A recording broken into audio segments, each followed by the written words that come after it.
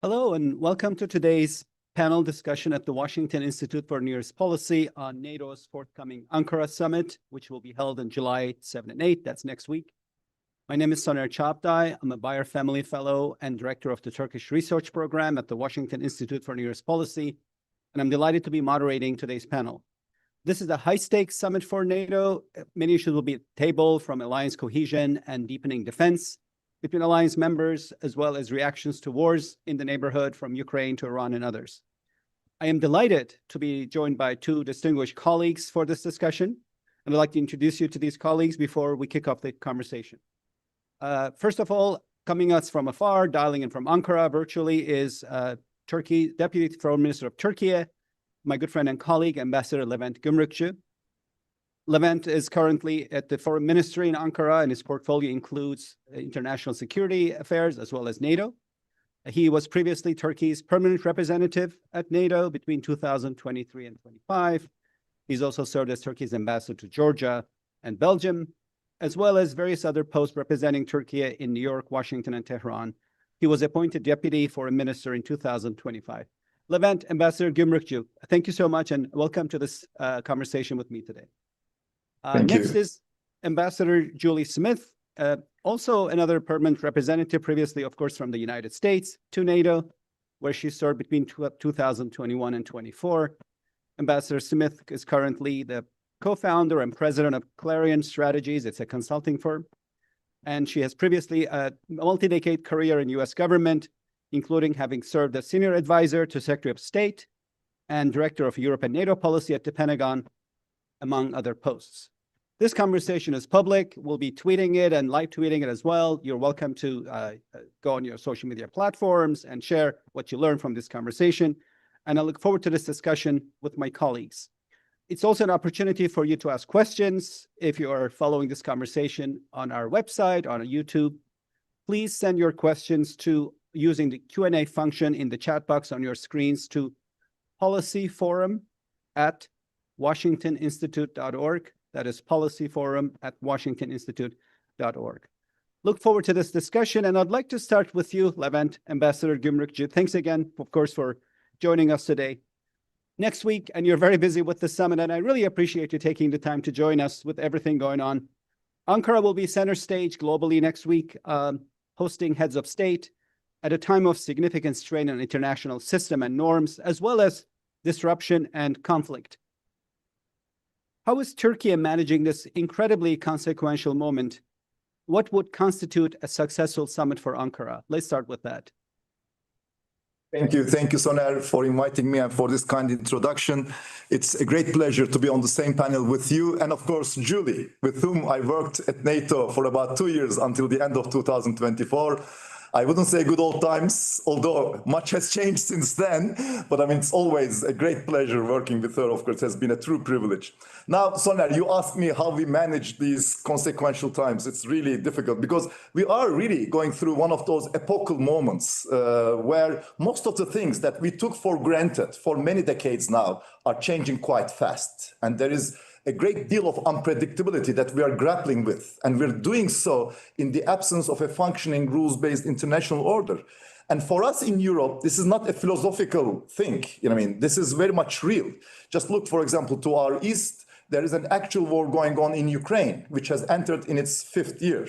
To our south, the situation in the Middle East, of course, to put it very mildly, is highly fragile and volatile, with everything going in Iran, Syria, Lebanon, and Gaza. Or if you go further west to Africa, the Sahel region, for example, in the words of the UN Secretary General, is now fast becoming the global epicenter of terrorism. Or if you go to the north, the Arctic region, which has long been a very calm and stable region, is now becoming an area of intense competition with some serious security implications. So I can easily say that we are surrounded by, risks and challenges in all 4 directions in a truly 360-degree manner. And on top of that, of course, now the US administration has announced that this time they are really pivoting away to Asia and the Western Hemisphere for that matter. And the conventional aspects of European continent, the Europe, are no longer their primary focus. Even more, they started a process in which they are expected to gradually reduce their contributions to NATO force model, both in terms of capabilities, but also forces, creating a gap that needs to be backfilled by European allies and Canada. And at such a critical and precarious time, for both international system and also for the European security, our motto is somewhat simple. Whoever has the capability to do more should do so now. Because now is no longer the time for complacency, indifference, or free riding, because the stakes of inaction are simply too high. And this is exactly why Turkey is exactly trying to do that. We are trying to step up everywhere we can, from Ukraine to Africa, from Balkans to the Middle East, with our mediation efforts, humanitarian assistance, defense support, or capacity building initiatives. Or in other words, in simple, we are not shying away from, bringing our added value whenever, wherever, and however we can. And I think in NATO too, we have the same philosophy, and stepping up is the key word in that regard. Because let's be frank, most of our European allies have been so long very complacent since the end of the Cold War and developed an excessive dependency on the US for their own defense, creating an unfair burden sharing within the alliance. For a long period of time, maybe this seemed to have worked, but no more. I think given the very clear position of the United States, this unfair burden sharing is no longer sustainable. Even worse, it started testing the credibility and the unity of our alliance. So I think this has to change. And we, as the European allies, have to shift. I'm not even talking about sharing anymore, have to shift the burden of Europe's defense from the United States towards European allies. Or in other words, I think, we need to make NATO more European. No doubt about that. And as we see it, this is the only way to make it more united and stronger.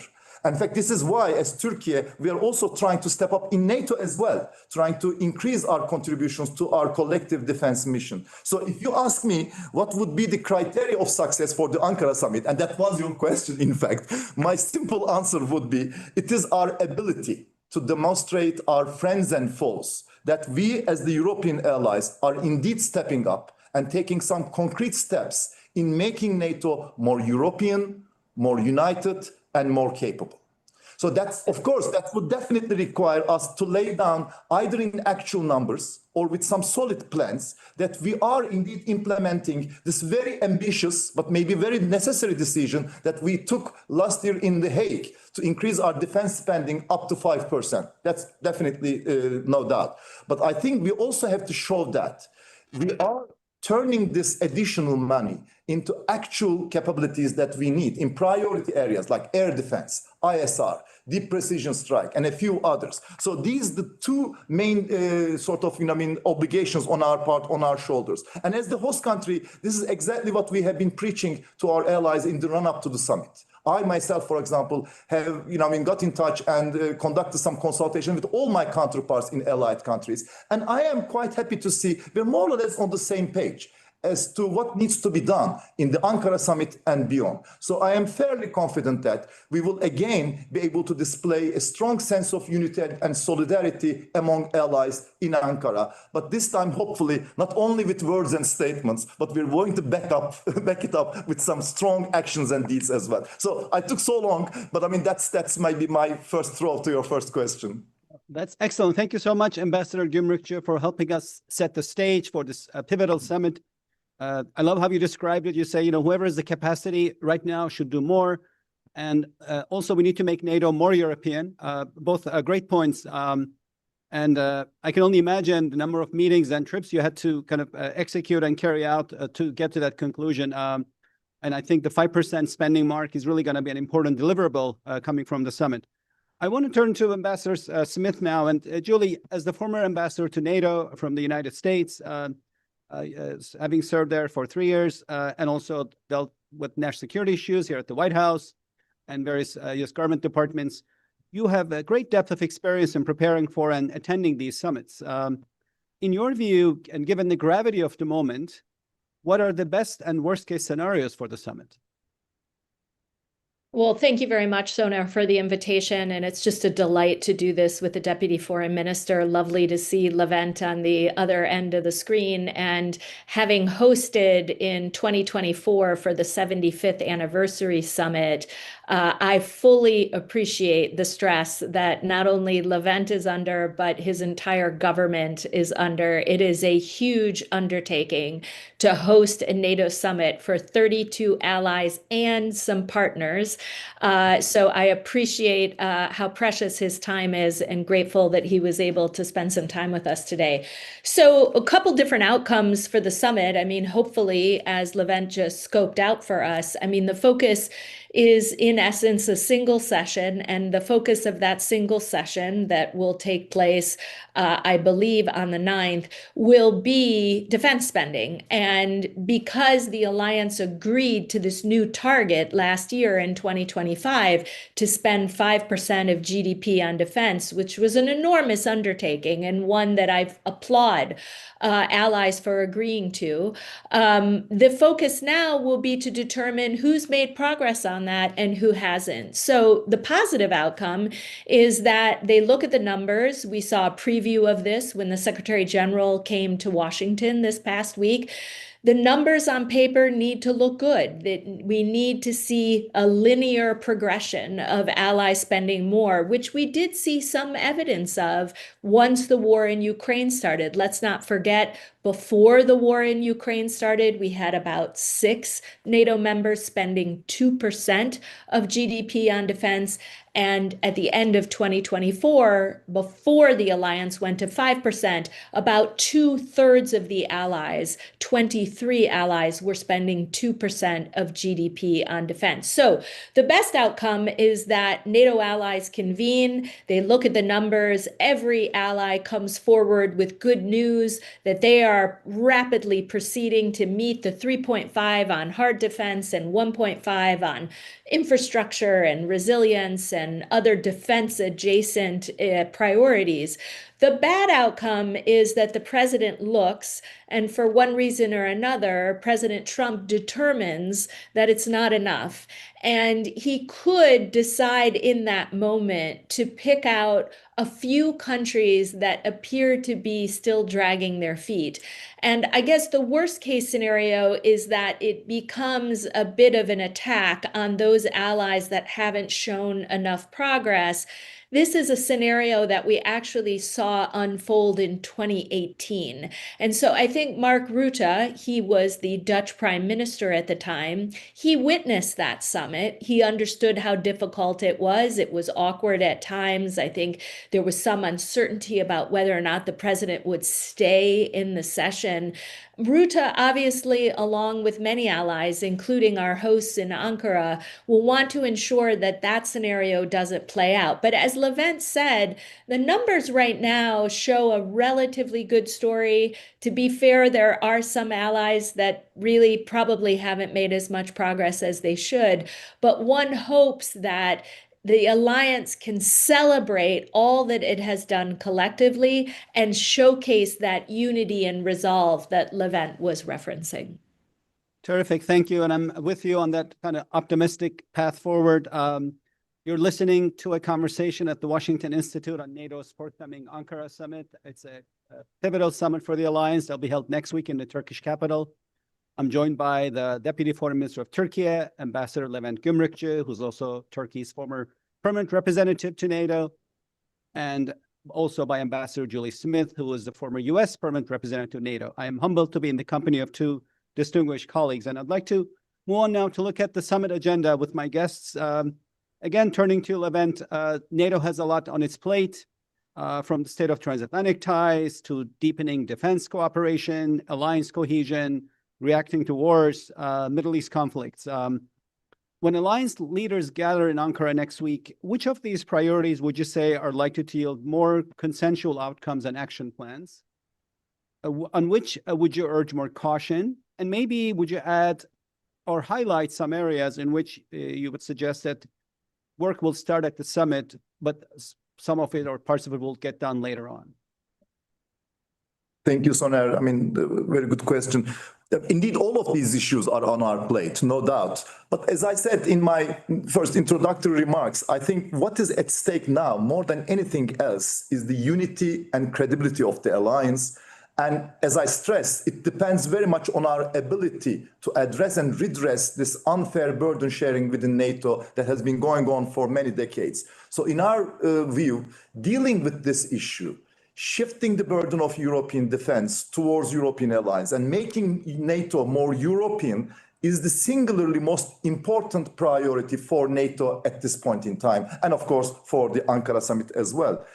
In this regard, of course, both myself and Julie has pointed out that the decision of the Hague summit last year to increase our defense spending up to 5% has been a truly historic decision in the right direction. But I will add, I mean, as I said, unless we translate this cash into capabilities, it does not mean much. Yes, cash underpins everything, but you cannot deter your adversaries by cash alone, or you cannot shoot down their tanks and planes with dollar or euro banknotes. You need actual defense capabilities, produced at scale and delivered in time. So, and I think, frankly speaking, this is a much harder task. Because stepping our capacity to produce those capabilities does not solely depend on our government's decision to increase our budgets. It requires our defense industries to work with us and make the necessary investments to revitalize their own defense industry bases, and thus create the ability to produce at pace and scale. And thank God, in the last few years, I'm sure, Julie will also remember, we have been taking some serious steps in this direction with initiatives like Defense Production Action Plan or NATO Industrial Capacity Expansion Program, which had a wonderful abbreviation, NICE, NATO Industrial Capacity Expansion Program. But they are both really important in a way because they were designed to help us aggregate the demand among allies so that we can provide to our defense industry a long-term actionable defense demand signal. So this is quite important. And they were also designed to help us facilitate multilateral cooperation among allies. So now at the Ankara summit, maybe it will be a bit technical, but I think this is quite important. At the Ankara summit, we're hoping to add on to these steps with some new initiatives, because you asked me whether there will be some new initiatives coming up in NATO summit. For example, we're going to adopt, hopefully, something we call NATO Innovation Scale-Up Package, which will enable non-traditional suppliers. The kind of suppliers that we didn't used to see in the defense industry to scale their production of new technological products. Because at this point in time, this technology cuts across all sectors, both defense and civilian, and there are so many things that are dual use. And it's secondly, of course, this initiative will also help us leverage public and private financing. There's also something called NATO Engine Network within that initiative, which spans both commercial and defense markets and will hopefully, drive faster delivery timelines and offer more cost-effective solutions, if I may say so. Secondly, we are hoping to start a new initiative in Ankara to increase our both drone production capacity and also counter-drone capabilities. And given that unmanned systems have now changed everything we used to know about war strategies, I think it is very important for NATO to facilitate and to coordinate our efforts in this domain and to steer us all in a collective manner in the same direction. And finally, we have been working for some time on what we call high visibility projects in priority capability areas like air defense and blah, blah, whatever. And at the Ankara summit, during the Defense Industry Forum, and by the way, this is also quite important, this Defense Industry Forum, for the first time, will not be organized as a side event of the summit. But given the importance of this issue, it will be an integral element of the official summit program. And in that forum, you will see many of these high visibility projects signed into action by the interested allies. So there is a lot to be seen, and I think followed by pundits at the Ankara summit in form of actual deeds rather than just a talk shop. But here I need to remind you, and I'm sure Julie will remember that from our council meetings, where there is one golden principle that we have to defend resolutely in everything that we talk about defense industry, and that is in defense industry cooperation among allies. This cooperation must not be constrained by political or bureaucratic obstacles. Because these obstacles, either in the form of export restrictions or discriminatory political approaches, first and foremost, fragment our common industrial base. They slow delivery, increase cost, undermine our interoperability, and ultimately weaken our deterrence.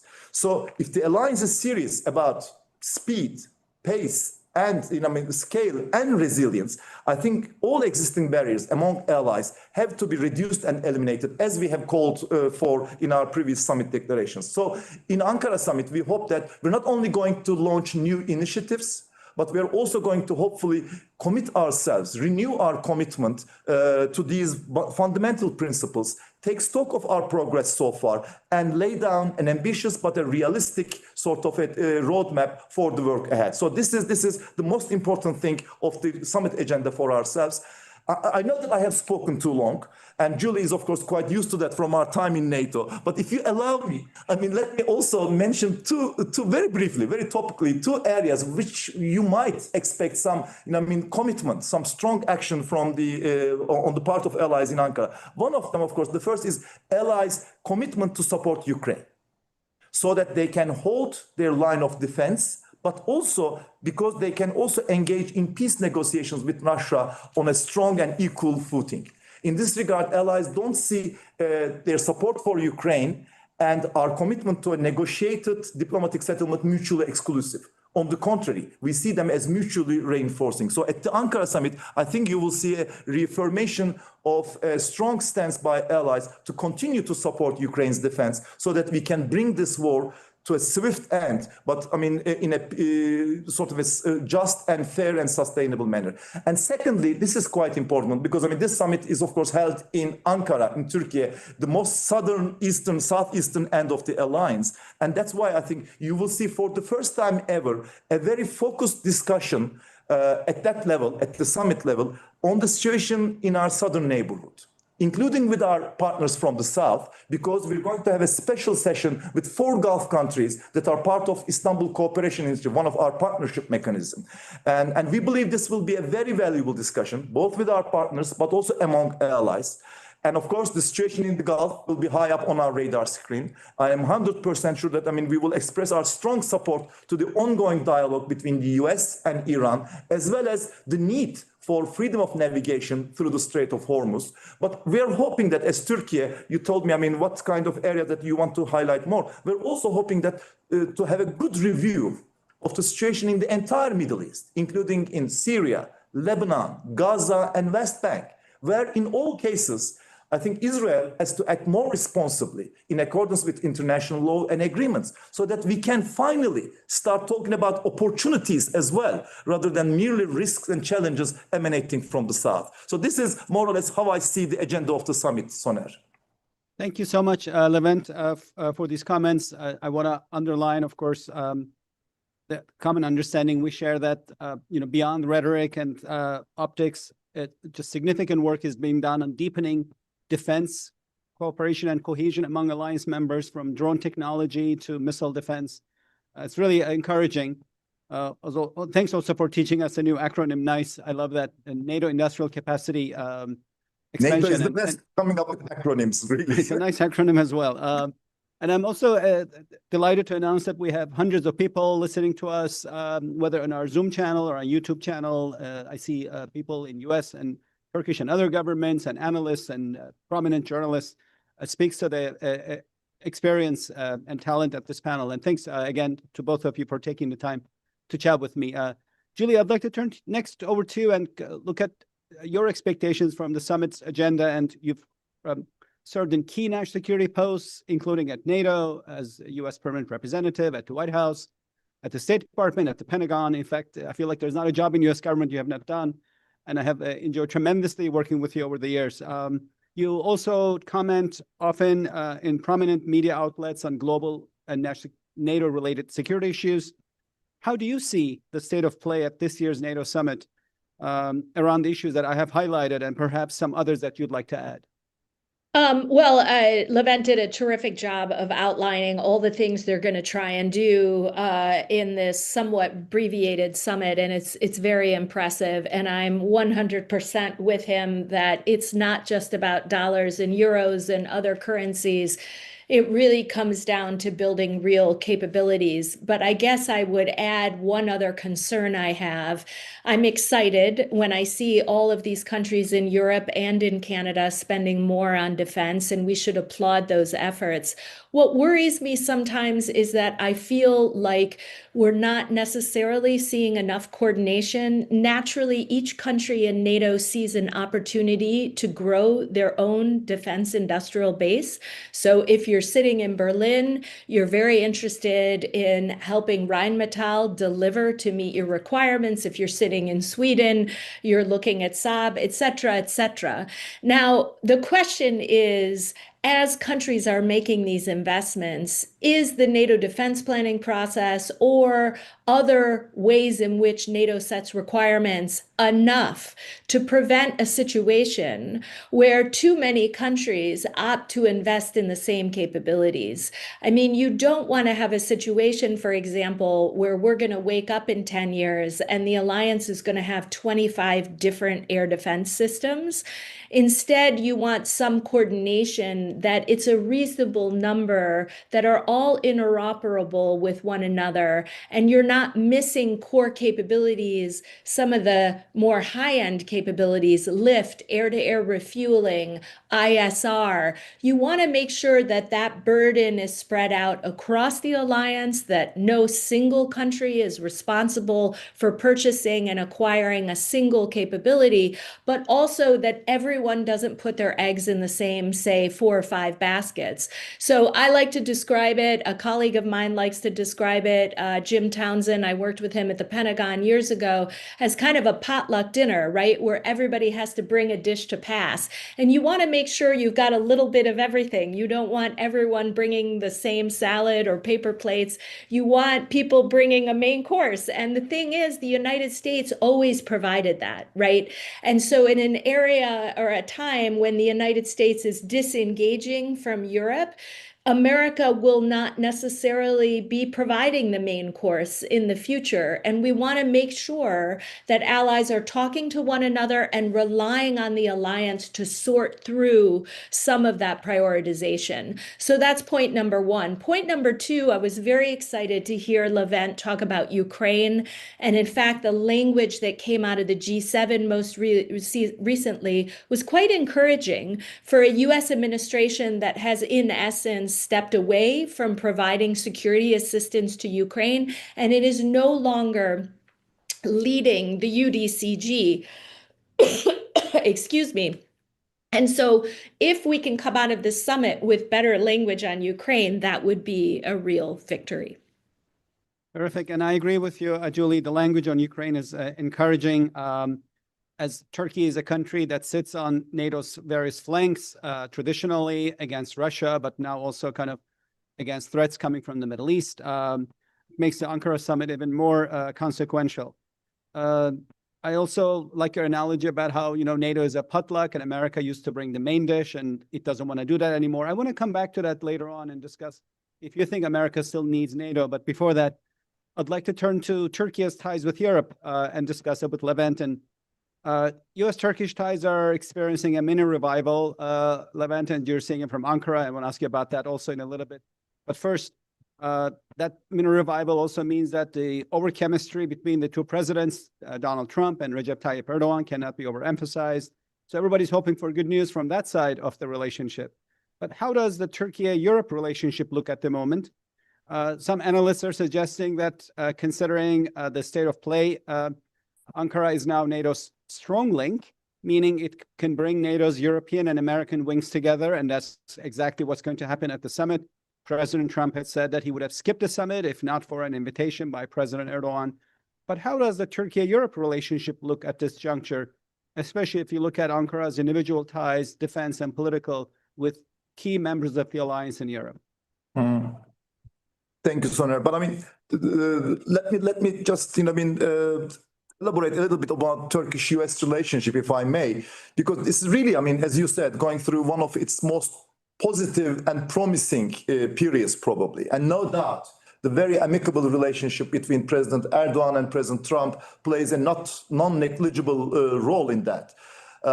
In fact, I mean, personal ties at the top level matters always for the relations between countries, and we are no exception to that. I think it softens the political atmosphere at the top and creates a momentum that can then trickles down into bureaucratic and working level, facilitating cooperation on all issues.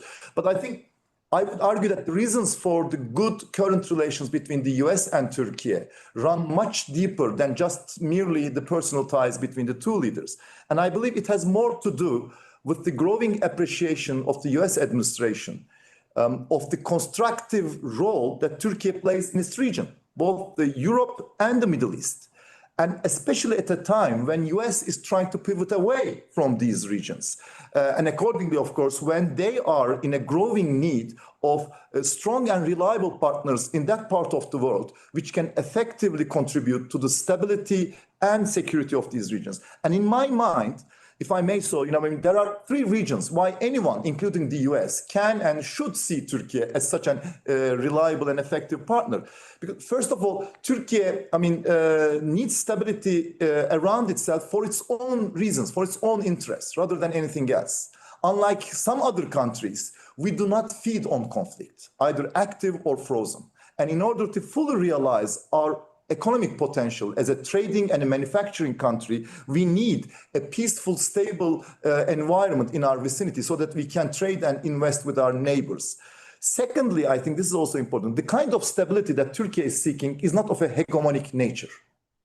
I mean with that, rather than trying to impose an order of our own, on the contrary, we try to foster regional ownership, where countries of the region step up together and address their problems themselves, rather than constantly seeking external assistance.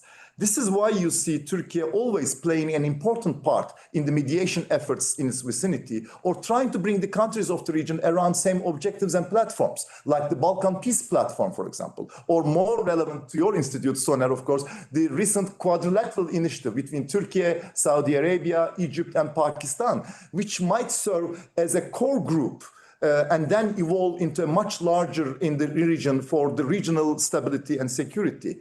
And thirdly, I would say Turkey has all the necessary capabilities that can be needed to support this vision of regional ownership and cooperation, like a strong economy, a powerful army with a robust defense industry, cultural soft power, and I think also important, an ability to maintain good channels of communication with all the parties around itself, irrespective of where they stand on certain issues, like Russia and Ukraine, like Iran and Gulf countries, like Ethiopia and Somalia, or Serbia or Kosovo, or whatnot. So in other words, Turkey, I mean, and I really mean that, I mean, is a security provider in every possible sense. But I mean, let me also, bring this to the discussion that we had in your previous two questions, to the capabilities question. And in that regard, also, if I may illustrate, Turkey, as of now, has the largest army in European NATO. And it has been always spending more than 2% of GDP on defense, but now is expected to reach up to this 5% goal, 3.5 plus 1.5%, in the next 3 years, way before its due target date of 2035. And I think even more importantly, due to our robust defense industry, we are now going to meet all 361 capability targets. That brings me to the question of NATO defense planning process that Julie has mentioned. In that process, all allies are allocated with certain capability targets. And the cycle is about 19-year cycle. But now Turkey is going to meet all 96% of these capability targets by the end of 2029, again, way before its due target. So I think it's because of these reasons why Turkish-US relations are now moving towards a more fundamental and strategic partnership rather than just a transactional relationship. But I know that your question was about Turkey's relations with the European countries. And I think you're taking us there, which I'm enjoying because I feel like defense cooperation is also a big part of Turkey-EU relations these days, right? Exactly. And because of exactly the same reasons, there is no reason I think why a similar path of a strong strategic partnership should not be the case between Turkey and its European allies and partners as well. And in fact, in terms of our bilateral relations with many of our European partners, we already see signs of that. I would say a strong, a sort of a revival or a better understanding on their part in terms of what Turkey can bring into this relationship, both economically, but also from a security point of view. That said, I think on the bilateral level, we have a full understanding of that. Unfortunately, I cannot say that yet for the EU in terms of our relations with the EU. No doubt, even on this front, there's a growing interest to do more together.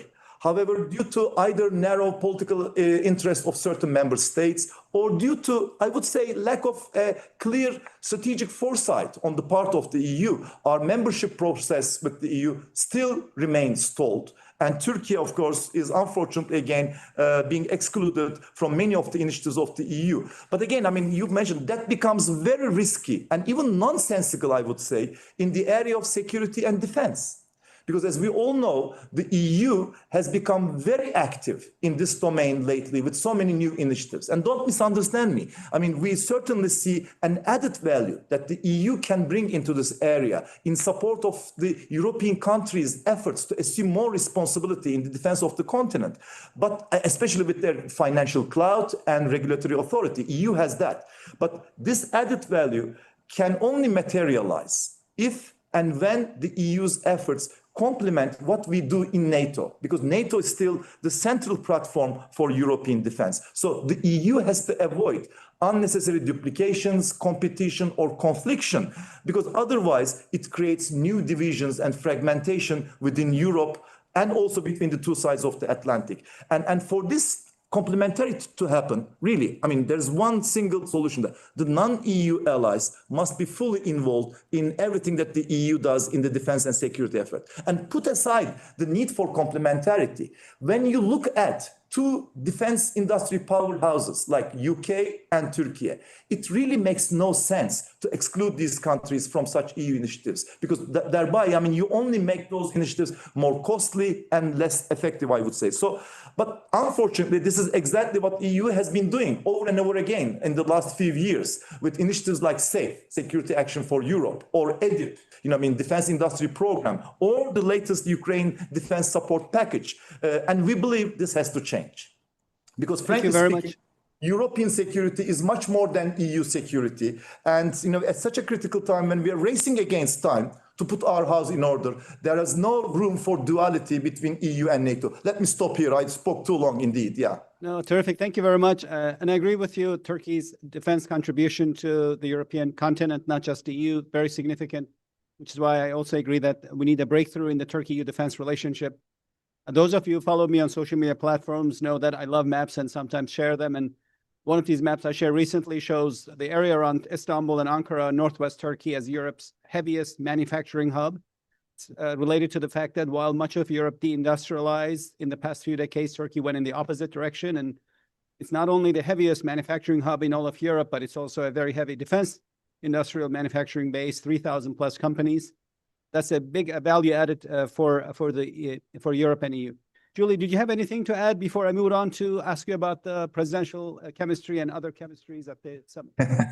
Yeah, sure. Sorry, I had a bit of a frog in my throat, but the one other thing I wanted to say about the summit is, in addition to all the positive things that will come out of it, defense production, continued focus on defense spending, positive language on Ukraine would be terrific.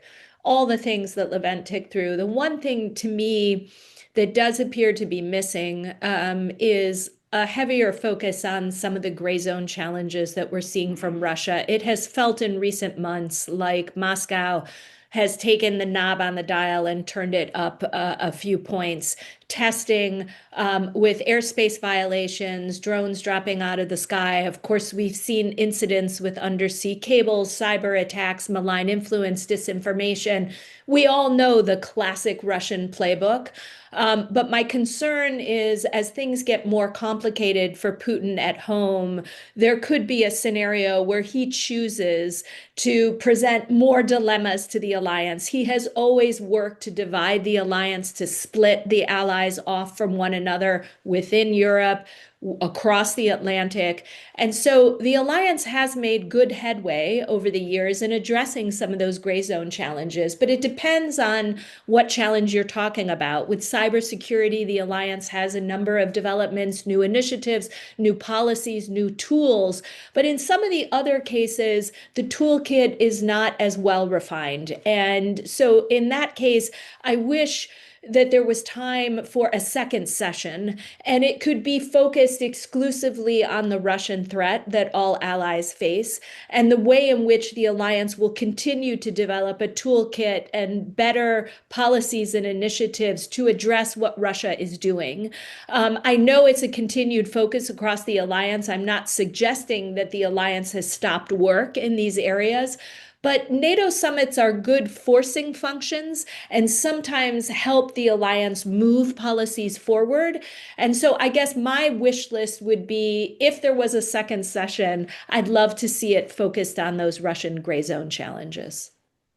I also would love to see a second session. I share your concern on gray zone threats, and perhaps that can be, if we don't see it at the summit, that can be part of the work that gets done later. I'd like to continue with you, Julie, and ask you about the role of chemistry between principals and presidents at these summits.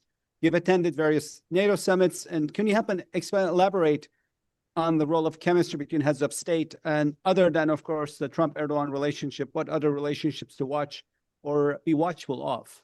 Well, it's always fascinating to be at a NATO summit. I mean, when in your life do you get to sit in a room with 32 separate leaders from across the Euro-Atlantic area? And then you are often joined by other world leaders. In the past, we've had the 4 Indo-Pacific leaders. There are all sorts of opportunities to widen the circle. But personal chemistry matters a lot, both between the U.S. president and many of the leaders. Obviously, with Erdogan, President Erdogan as the host, his personal dynamic with certain leaders matters a lot.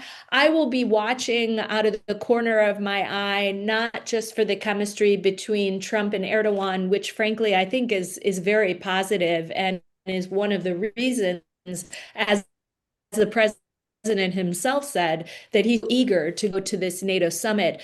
But it's not so great right now between President Trump and the leaders of both Italy and Spain. There's some friction with the Chancellor of Germany. There have been some disparaging remarks made about what's transpiring in the United Kingdom with the arrival soon of a new prime minister.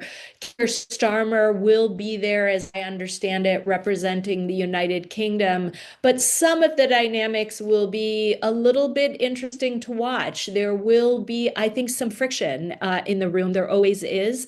And then, unfortunately, my understanding is that President Zelensky will not be joining a proper session among 32 allies, but will be joining the dinner the night before. So the dynamic with President Zelensky is always interesting to watch. He's come to many NATO summits, sometimes celebrated as a hero, and at other times handling some difficult debates with allied member states on enlargement or on specific capabilities that he's been frustrated, he's been unable to receive. So this time, I think we'll be watching not just the NATO members themselves, but some of those outside players as well, including President Zelensky. I'd like to continue looking at the bilateral relationship. And if you have time, I've seen a couple of questions. I'd like to squeeze them in. It's interesting, Julie, you mentioned that President Zelensky will not be at the proper summit, but hosted at a special event. So maybe that suggests that NATO is kind of trying to bring its different flanks on Russia together in the form of this special event for President Zelensky. Is this how you see it? I guess looking at how Russia is viewed? So a few years ago, we created something called the NATO-Ukraine Council, and this was the NUC, N-U-C for short. And we used that format for NATO leaders to meet with President Zelensky at summits. But when you're dealing with a reduced summit, and you, in essence, have a single session and a dinner, it's obviously harder to squeeze in the Nook. What you can do is have foreign ministers meet in the Nook format. And I think Levent can correct me, but it sounds like that might be something that will be done at this summit. But it does feel to me like a little bit of a step back because Zelensky has been at past summits sitting in a proper substantive session, not a social dinner. And we have, as allies, talked exclusively about Ukraine, their current situation on the battlefield, their current list of requirements, things they are seeking. And of course, Zelensky has been very eager often to talk about enlargement, which has not been something that the alliance collectively has been willing to put on the table. But I know now with the Trump administration in office, it is more complicated in some ways because of the ongoing negotiations, but also the U.S. position both vis-a-vis Russia and Ukraine, often portraying Russia as the victim, unfortunately, and not really taking the same position vis-a-vis Ukraine as we've seen in prior administrations. So we'll have to see how all of this unfolds. I'm sure Zelensky will get time with all of the leaders he wants to see. Of course, any leader in the alliance can hold a separate bilateral meeting with him. And no doubt Ruta will want to spend some time with him as well. So I'm glad he's going. Let me put it that way. Thank you, Julie. My friend Piotr Zalewski, who's with the economists in Turkey, is asking a similar question. So, Levent, is this a new kind of a format for Zelensky, kind of to bring NATO's various wings and flanks in terms of Ukraine and Russia issues? Yeah. In fact, I just wanted to confirm what Julie said. Although there won't be a formal session at the level of heads of state and governments where President Zelensky will sit with all 32 allies, as we used to have, not last year, but in the summits before. Last year also there was only one session in The Hague as well. But President Zelensky, of course, is invited, and we will be so happy to see him at the social dinner and reception on the 7th. And although it is an informal dinner, I'm sure Julie will agree with me that sometimes most of the juicy issues are discussed in such settings, in a more informal and candid manner. So President Zelensky will be there. But even more importantly, at the Defense Industry Forum that we're going to organize now, this time it's going to be an integral part of the formal official summit program, President Zelensky will deliver a keynote speech. Right after the opening speeches by Vice President of Turkey and Secretary General Rutte, President Zelensky will deliver a keynote speech. And that's quite important because I think we have so much to learn from Ukraine when it comes to defense industry, how to scale up our production capacity and everything. And also, defense industrial cooperation with Ukraine has become one of the most important aspects of our support to Ukraine. So this is also quite important. And as to the nuke format, NATO-Ukraine Council format, although we're not going to have it at the summit level, we're going to have the foreign ministers meeting at that format, together with the foreign minister Sybiha of Ukraine and also High Representative Kallas from the EU as well. So I think there will be lots of platforms for us to discuss the issues related to Ukraine with President Zelensky and with other officials in his delegation. Thanks for sharing these key details, Levent. Very important. I'd like to now turn with both of you to look at bilateral U.S.-Turkey ties. Obviously, this is Presidents Erdogan and Trump will have some FaceTime, looks like, before the summit. And we have already looked at the kind of the mini revival U.S.-Turkish ties are going through. Levent, I have to share with you that I have similar impressions from my engagements and meeting with U.S. government officials here. It's not just about the chemistry, which is significant between the principals, which is playing a big role in informing the relationship. It's also the fact that the U.S. administration now sees Turkey as a capable middle power that punches above its weight, that does a lot in burden sharing. So the view of Turkey is that the relationship has to be reset. Considering this and looking at issues on the bilateral agenda, are there specific deliverables or announcements that we can expect? I hope that you can help break some news with us today. You might wish it. Okay. But no, you're right. Maybe I spoke too long about the U.S.-Turkish relations, but that maybe, was a good opening because, besides NATO summit, President Trump, we are expecting him to spare some time for a bilateral visit to Turkey too this time. And on that front as well, I mean, our agenda will cover a wide range of issues, I mean, from bilateral aspects of our relations to many regional topics that are of common interest to us both. I'm not, unfortunately, able to speak of any specific deliverables at this time, but suffice me to say that there are many ongoing processes which are carried out to further deepen and diversify our relations in every possible sense. And just let me give you a few examples. On the economic domain, for example, Soner, I mean, you might very much recall that our leaders had set this goal of $100 billion annual trade volume back in President Trump's first term.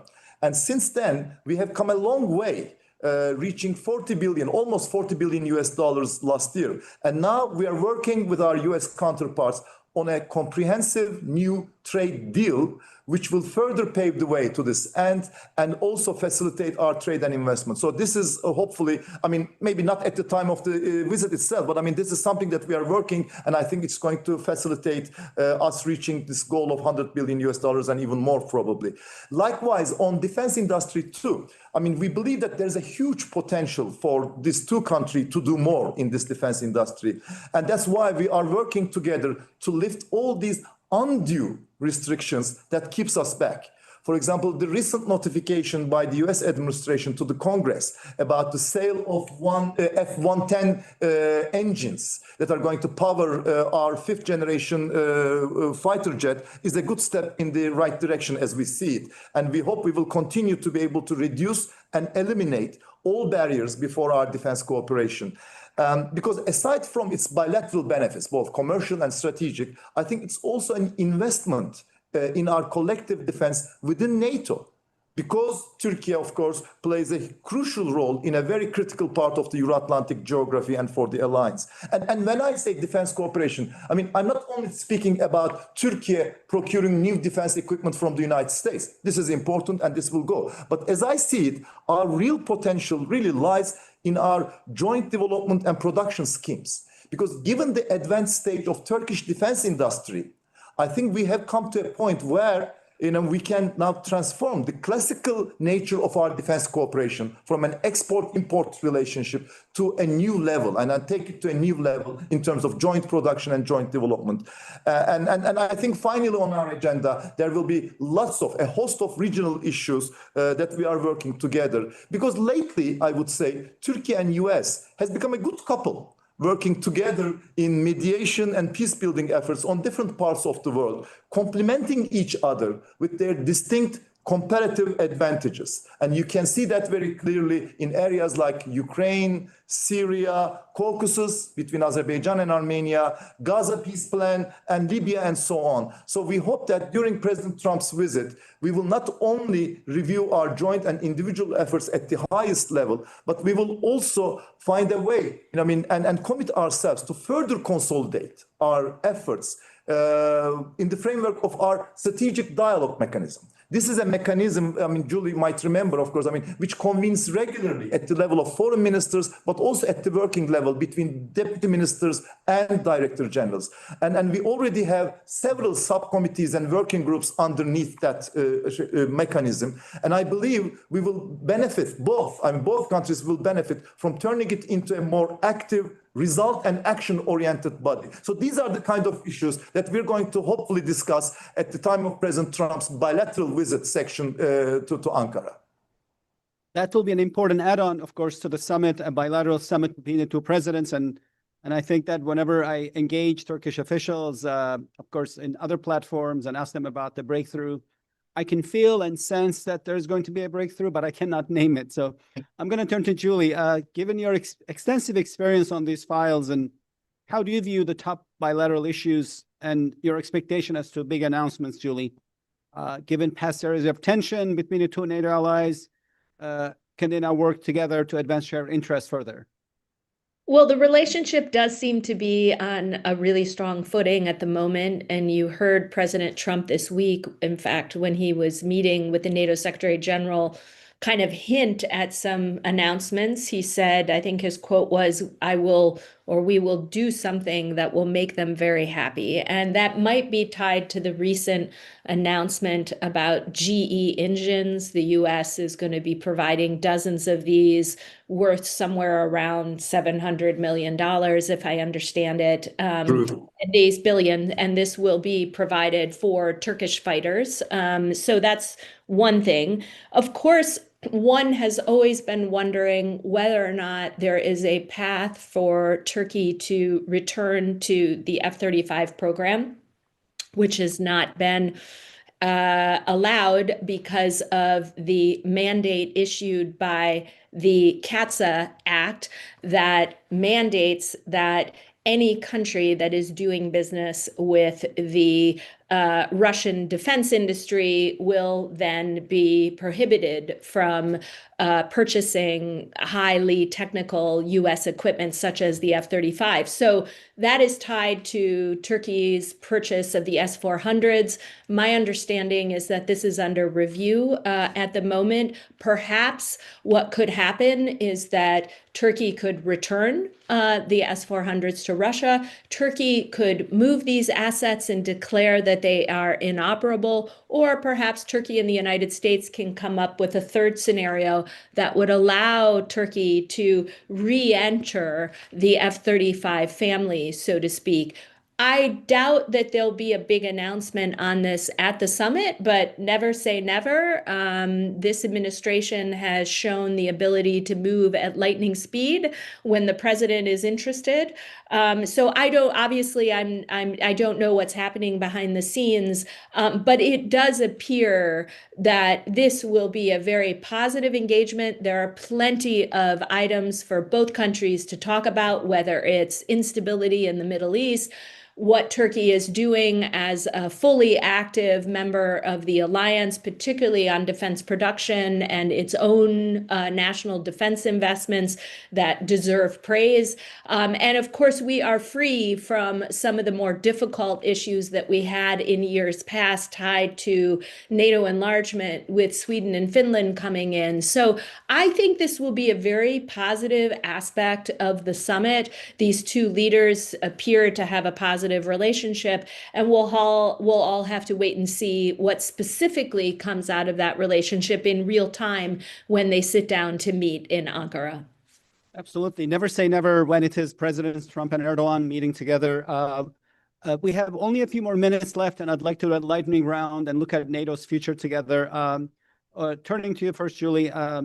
In recent years, we have seen significant innovations in how U.S. and its allies and adversaries fight battles, deepening of Russia-China ties. Yet some people would say that Washington's commitment to U.S.-led network of alliances and partnerships is now in doubt. In your view, given the scope and scale of global challenges and threats facing the United States, does America still need NATO? 2 minutes, and then I'll turn to Levent for final closing remarks. Absolutely. I can be very brief on that. There's no question, probably unsurprising to your audience, that in my mind, I see a lot of reasons why the United States needs to be continue to be committed to this alliance. This alliance serves the interests of all member states, including the United States, by providing for security and economic prosperity across the Atlantic. This serves our interests. We do not want to see a breakdown in stability on the other side of the Atlantic. And we've seen what's happened with the war in Ukraine. And so this is an alliance that has stood together for 77 years and needs to keep standing together. Yes, the balance needs to change on providing for the security of Europe proper. And Europe will have to do more to take on responsibility for that.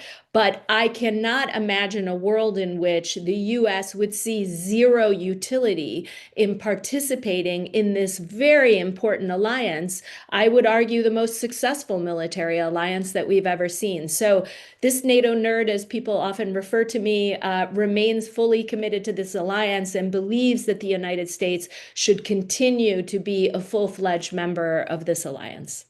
Thank you for the brevity of your excellent comments. Levent, over to you before we finish a final minute as the host and organizer of the upcoming summit. Of course, final word goes over to you.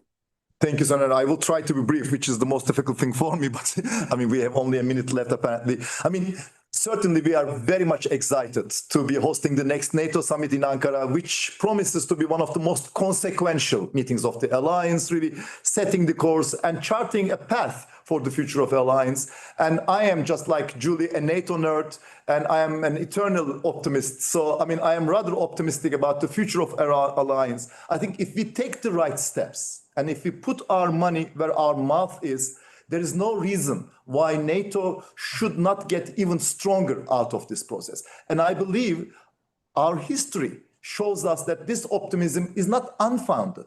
Because in the past, whenever we were faced with crisis, and there's a long list of them, we always, found a way to close our ranks, to renew ourselves, and come out even stronger. Because I think, just like Julie said, whatever our political differences might be on this or that issue, what unites us at a strategic level in NATO is more important than anything else. So I think all allies, including the US, certainly continues to need this alliance and this NATO to be as strong as possible. So we are confident that we will be able to do the same again and transform our alliance into what we now call a very catchy word, NATO 3.0. An alliance focusing again on defense and deterrence as its main mission. An alliance that is finally addressing the unfair burden sharing problem and thus making it more European, but also stronger and united, and also revitalizing our defense industries and thus making it more capable, more European and more capable and united, I would say. So Turkey is ready, willing, and we believe able to play an instrumental role in this regard. And I will say that, us hosting the Ankara summit, the next summit in Ankara is not just a coincidence. I think it is also a testament to our commitment to NATO and hopefully to our indispensable contributions to it. So let this be my last words for this, very, very, good session. Thank you very much, Levent. I'm going to coach you on that NATO 3.0. Indeed, a consequential summit. A very important discussion on this consequential summit. I wanted to thank Deputy Foreign Minister of Turkey, Ambassador Levent Gümrükçü, a good friend and colleague, and another good friend and colleague, Ambassador Julie Smith, who is now the President of Clarion Strategies, for joining me today on this really important conversation. And the round of virtual applause to both of you. And I hope that we can host you back. And good luck, Levent, with summit prep work and break a leg. And I also want to thank everyone for joining today's conversation and look forward to seeing you at our next discussion at the Washington Institute. Thanks, everyone.